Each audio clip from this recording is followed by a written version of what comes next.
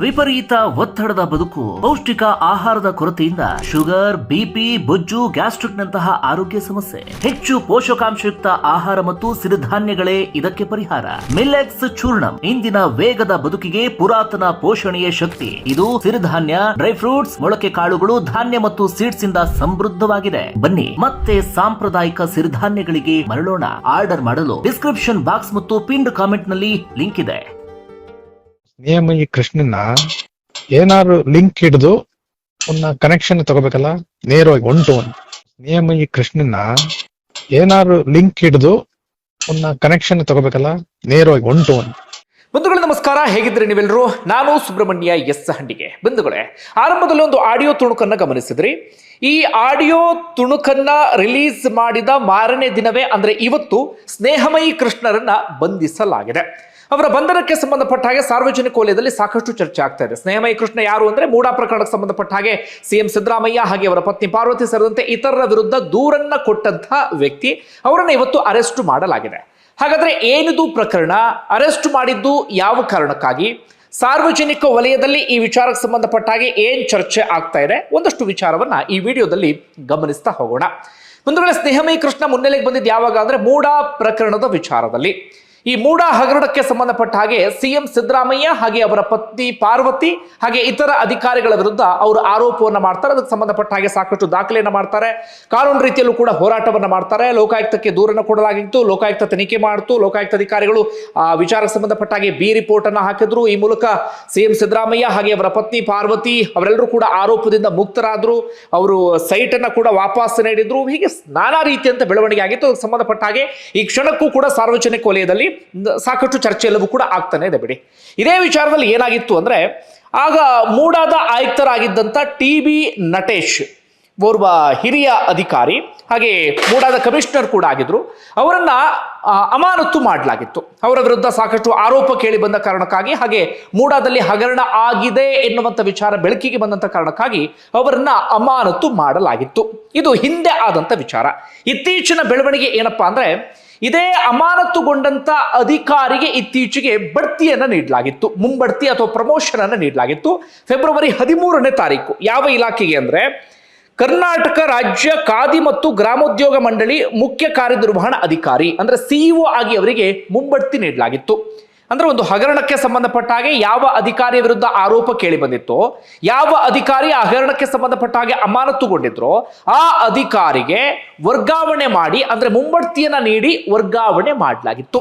ಇದನ್ನ ಸ್ನೇಹಮಯಿ ಕೃಷ್ಣ ಸಾಮಾಜಿಕ ಜಾಲತಾಣ ಸೇರಿದಂತೆ ಮಾಧ್ಯಮಗಳ ಮುಂದೆ ಪ್ರಶ್ನೆಯನ್ನ ಮಾಡಿದ್ರು.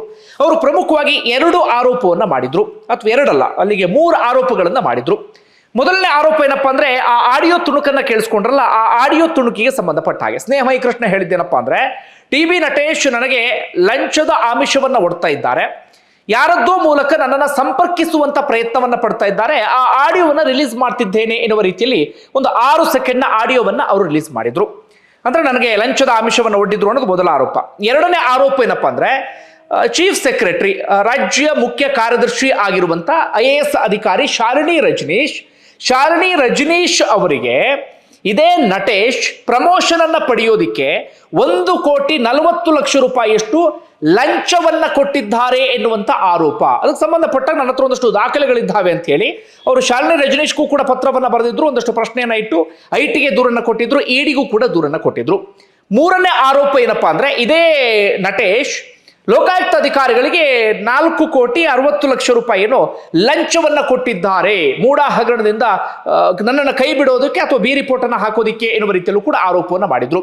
ಒಟ್ಟಾರೆಯಾಗಿ ಸ್ನೇಹಮಯಿ ಕೃಷ್ಣ ಒಟ್ಟು 3 ಆರೋಪವನ್ನ ಮಾಡಿದ್ರು. ಅದಕ್ಕೆ ಸಂಬಂಧಪಟ್ಟಾಗ ಒಂದಷ್ಟು ದಾಖಲೆಗಳಿದ್ದಾವೆ ಎನ್ನುವಂತ ಮಾತನ್ನು ಹೇಳಿದ್ರು. ಸೋಷಿಯಲ್ ಮೀಡಿಯಾದಲ್ಲಿ ಒಂದಷ್ಟು ಫೋಟೋಸ್ಗಳನ್ನ ಅಪ್ಲೋಡ್ ಮಾಡಿದ್ರು. ಆಡಿಯೋವನ್ನ ಕೂಡ ಅವರು ಬಿಡುಗಡೆಯನ್ನು ಮಾಡಿದ್ರು. ಇದು ನಿನ್ನೆ ಆದಂತ ಬೆಳವಣಿಗೆ. ಇವತ್ತು ಅದೇ ವಿಚಾರಕ್ಕೆ ಸಂಬಂಧಪಟ್ಟ ಹಾಗೆ ಕೋರ್ಟ್ನಲ್ಲಿ ಒಂದಷ್ಟು ಬೆಳವಣಿಗೆ ಎಲ್ಲವೂ ಕೂಡ ಆಗ್ತಾ ಇತ್ತು. ಅವರ ಕುಟುಂಬಸ್ಥರು ಹೇಳ್ತಿರುವಂತಹ ಪ್ರಕಾರ, ಅದಕ್ಕೆ ಸಂಬಂಧಪಟ್ಟ ಹಾಗೆ ನನಗಂತೂ ಕ್ಲಾರಿಟಿ ಇಲ್ಲ, ಕುಟುಂಬಸ್ಥರು ಹೇಳ್ತಿರುವಂತಹ ಪ್ರಕಾರ ಇವತ್ತು ಕೋರ್ಟ್ಗೆ ಒಂದು ಸಣ್ಣ ಆಡಿಯೋ ತುಣುಕನ್ನು ರಿಲೀಸ್ ಮಾಡಿದ್ರಲ್ಲ, ಅದರ ಪೂರ್ಣ ಆಡಿಯೋ ಇತ್ತಂತೆ. ಹಾಗೆ ಆರೋಪಕ್ಕೆ ಸಂಬಂಧಪಟ್ಟ ಒಂದಷ್ಟು ದಾಖಲೆಗಳಿತ್ತಂತೆ. ಅದನ್ನ ಸಬ್ಮಿಟ್ ಮಾಡೋದಿಕ್ಕೆ ಅಂತ ಇವತ್ತು ಕೋರ್ಟ್ಗೆ ಹೋಗ್ತಾ ಇದ್ರಂತೆ. ಆ ಸಂದರ್ಭದಲ್ಲಿ ಸಿಟಿ ಸಿವಿಲ್ ಕೋರ್ಟ್ನ ಮುಂಭಾಗದಲ್ಲಿಯೇ CCB ಅಧಿಕಾರಿಗಳು ಅವರನ್ನ ಅರೆಸ್ಟ್ ಮಾಡ್ತಾರೆ. ಈಗ ಕುಟುಂಬಸ್ಥರ ಆರೋಪ ಏನಪ್ಪಾ ಅಂದ್ರೆ, ಸ್ನೇಹಮಯಿ ಕೃಷ್ಣ ಅವರ ಬಳಿ ದಾಖಲೆಗಳಿತ್ತಲ್ಲ, ಅದನ್ನ ಕೋರ್ಟ್ಗೆ ಕೊಟ್ಟಿದ್ರೆ ಕೋರ್ಟ್ ತನಿಖೆಗೆ ಆದೇಶವನ್ನ ಹೊರಡಿಸ್ತಾ ಇತ್ತು. ಹೀಗಾಗಿ ಕೋರ್ಟ್ನಿಂದ ಎಲ್ಲಿ ಆರ್ಡರ್ ಆಗಿಬಿಡುತ್ತೋ, ಕೋರ್ಟ್ಗೆ ಎಲ್ಲಿ ದಾಖಲೆಗಳು ತಲುಪಿ ಬಿಡುತ್ತೋ ಎನ್ನುವಂತ ಕಾರಣಕ್ಕಾಗಿ ಅವರನ್ನ ಉದ್ದೇಶಪೂರ್ವಕವಾಗಿ ಬಂಧಿಸಲಾಗಿದೆ ಅನ್ನೋದು ಕುಟುಂಬಸ್ಥರ ಆರೋಪ ಆಗಿದೆ. ಇಷ್ಟು ಆಯ್ತಾ? ಓಕೆ, ಹಾಗಾದ್ರೆ ಬಂಧಿಸಿದ್ ಯಾಕೆ? ದೂರು ಕೊಟ್ಟಂತವ್ರು ಯಾರು ಅದನ್ನು ಗಮನಿಸ್ತಾ ಹೋಗೋದಾದ್ರೆ, ಇದೇ ವಿಚಾರಕ್ಕೆ ಸಂಬಂಧಪಟ್ಟ ಹಾಗೆ ಸ್ನೇಹಮಯಿ ಕೃಷ್ಣ ಯಾರ ವಿರುದ್ಧ ಆರೋಪವನ್ನು ಮಾಡಿದ್ರು ಅಧಿಕಾರಿ ನಟೇಶ್ ಅವರು ದೂರನ್ನ ಕೊಟ್ಟಿರ್ತಾರೆ ಸೈಬರ್ ಠಾಣೆಗೆ. ಏನಂತ? ಒಂದು ನಕಲಿ ಆಡಿಯೋವನ್ನ ರೆಡಿ ಮಾಡಿದ್ದಾರೆ, AI ಅನ್ನ ಬಳಸಿ ನಕಲಿ ದಾಖಲೆಗಳನ್ನ ಸೃಷ್ಟಿ ಮಾಡ್ತಾ ಇದ್ದಾರೆ, ನನ್ನ ವಿರುದ್ಧ ಸುಳ್ಳು ಸುಳ್ಳು ಆರೋಪಗಳನ್ನ ಮಾಡ್ತಾ ಇದ್ದಾರೆ.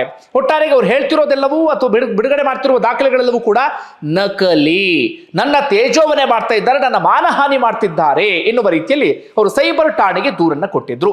ದೂರು ಇವತ್ತು ಬೆಳಿಗ್ಗೆ ಕೊಟ್ಟಿದ್ದು, ಬೆಳಿಗ್ಗೆ ಕೊಟ್ಟು ಮಧ್ಯಾಹ್ನ ಆಗುವಷ್ಟರಲ್ಲಿ ಆ ದೂರಿಗೆ ಸಂಬಂಧಪಟ್ಟ ಹಾಗೆ ಪೊಲೀಸರು ಕ್ರಮ ತೆಗೆದುಕೊಂಡಿದ್ದಾರೆ. CCB ಪೊಲೀಸರು ಸ್ನೇಹಮಯಿ ಕೃಷ್ಣರನ್ನ ಕೋರ್ಟ್ ಮುಂದೆಯೇ ತಮ್ಮ ವಶಕ್ಕೆ ತೆಗೆದುಕೊಂಡಿದ್ದಾರೆ.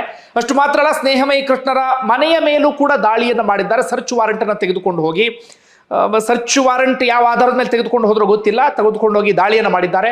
ಅಲ್ಲೊಂದಷ್ಟು ದಾಖಲೆಗಳನ್ನು ಕೂಡ ವಶಕ್ಕೆ ತೆಗೆದುಕೊಂಡಿದ್ದಾರೆ. ಯಾವ ದಾಖಲೆ ಅನ್ನೋಕ್ಕೆ ಸಂಬಂಧಪಟ್ಟಾಗಿಯೂ ಕೂಡ ಕ್ಲಾರಿಟಿ ಇಲ್ಲ. ಮುಂದೆ ಆ ವಿಚಾರಗಳೆಲ್ಲವೂ ಕೂಡ ಗೊತ್ತಾಗಬೇಕಾಗತ್ತೆ. ಇಷ್ಟು ಬೆಳವಣಿಗೆ ಆಗಿದೆ. ಒಟ್ಟಾರೆಗೆ ಸ್ನೇಹಮಯಿ ಕೃಷ್ಣ ಸದ್ಯ ಎಲ್ಲಿದ್ದಾರೆ ಗೊತ್ತಿಲ್ಲ ಅಂತ ಕುಟುಂಬಸ್ಥರು ಹೇಳ್ತಿದ್ದಾರೆ. ಕರ್ಕೊಂಡು ಹೋಗಿದ್ದಾರೆ, ಅವ್ನು ಯಾವುದೋ ಅಜ್ಞಾತ ಸ್ಥಳದಲ್ಲಿ ಇಟ್ಟಿದ್ದಾರೆ, ಎಲ್ಲಿಟ್ಟಿದ್ದಾರೆ ಏನು ಎತ್ತ ಅಂತ ಗೊತ್ತಿಲ್ಲ ಎನ್ನುವಂಥ ರೀತಿಯಲ್ಲಿ. ಈಗ ಎರಡು ರೀತಿಯಾದಂಥ ವಾದ ಸಾರ್ವಜನಿಕ ವಲಯದಲ್ಲಿ. ಒಂದು ವಾದ ಏನಪ್ಪಾ ಅಂದ್ರೆ, ಸ್ನೇಹಮಯಿ ಕೃಷ್ಣ ಸುಳ್ಳು ಆರೋಪವನ್ನು ಮಾಡಿದ್ದಾರೆ, ನಕಲಿ ದಾಖಲೆಗಳನ್ನು ಸೃಷ್ಟಿ ಮಾಡಿದ್ದಾರೆ, ಬೇರೆಯವರ ತೇಜೋವಧಿಯನ್ನ ಮಾಡ್ತಿದ್ದಾರೆ ಅನ್ನೋದು ಒಂದು ಕಡೆಯಿಂದ. ಮತ್ತೊಂದು ಸಾರ್ವಜನಿಕ ವಲಯದಲ್ಲಿ ಕೇಳಿ ಬರ್ತಿರುವಂತಹ ವಾದ ಏನಪ್ಪಾ ಅಂದ್ರೆ, ಸ್ನೇಹಮಯಿ ಕೃಷ್ಣ CM ಸಿದ್ದರಾಮಯ್ಯನವರ ಕುರ್ಚಿಗೂ ಕೂಡ ಒಂದು ಹಂತಕ್ಕೆ ಕಂಟಕವನ್ನ ತಂದಿದ್ರು. ಅದಾದ ಬಳಿಕ ಸಾಕಷ್ಟು ಅಧಿಕಾರಿಗಳಿಗೂ ಕೂಡ ಅವರು ನಡುಕವನ್ನ ಹುಟ್ಟಿಸಿದ್ರು. ಇವತ್ತು ಒಂದಷ್ಟು ದಾಖಲೆಗಳನ್ನು ಕೂಡ ಅವರು ಕೋರ್ಟ್ಗೆ ಸಬ್ಮಿಟ್ ಮಾಡೋದಕ್ಕೆ ಹೋಗ್ತಾ ಇದ್ರು.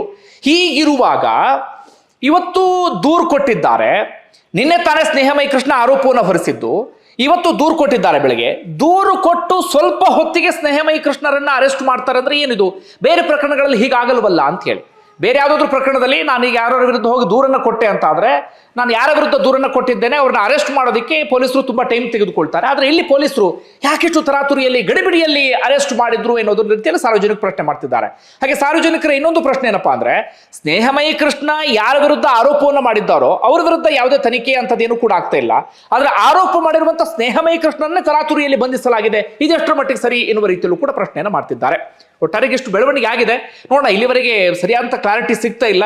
ಮುಂದೆ ಏನು ಬೆಳವಣಿಗೆ ಆಗುತ್ತೆ ಆ ವಿಚಾರವನ್ನು ಕೂಡ ನಿಮ್ಮ ಮುಂದೆ ಇಡ್ತೇನೆ. ನಿಮ್ಗೆ ಏನಿಸ್ತದೆ ಅದನ್ನ ಕಮೆಂಟ್ ಬಾಕ್ಸ್ ಅಲ್ಲಿ ಮೆನ್ಷನ್ ಮಾಡಿ. ಧನ್ಯವಾದ ವಿಡಿಯೋ ನೋಡಿದ್ದಕ್ಕಾಗಿ. ಸ್ನೇಹಮಯಿ ಕೃಷ್ಣನ್ನ ಏನಾದ್ರು ಲಿಂಕ್ ಹಿಡಿದು ಒಂದು ಕನೆಕ್ಷನ್ ತಗೋಬೇಕಲ್ಲ, ನೇರವಾಗಿ 1 to 1. ಸ್ನೇಹಮಯಿ ಕೃಷ್ಣನ್ನ ಏನಾದ್ರು ಲಿಂಕ್ ಹಿಡಿದು ಒಂದು ಕನೆಕ್ಷನ್ ತಗೋಬೇಕಲ್ಲ, ನೇರವಾಗಿ 1 to 1. ಸ್ನೇಹಮಯಿ ಕೃಷ್ಣನ್ನ ಏನಾದ್ರು ಲಿಂಕ್ ಹಿಡಿದು ಒಂದು ಕನೆಕ್ಷನ್ ತಗೋಬೇಕಲ್ಲ, ನೇರವಾಗಿ 1 to 1.